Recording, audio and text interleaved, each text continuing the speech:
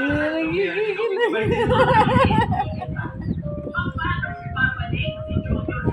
Maliit na bata yun. Kalilipat lang niya sa bahay ninyo. Paano niya matututunan ang pagbalik doon? Anong ginawa niyo kay Junior? Bakit siya naglayas? Sinasabi ko na nga ba? May problema kayong mag-asawa. At ang apo ko ang naaapektuhan. Tapos, dito niyo kakalapin ang magsisisihin, no?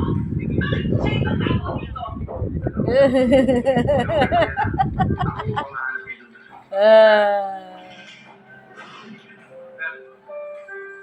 Kinausap niyo ako at naka-offer sa akin. Ang sabi niyo, alagaan niyo ako. Kapag ako uwi, ako mismo ang hahanap sa akin. Oh, wala na. Halika na. Okay, halika na. Halika na.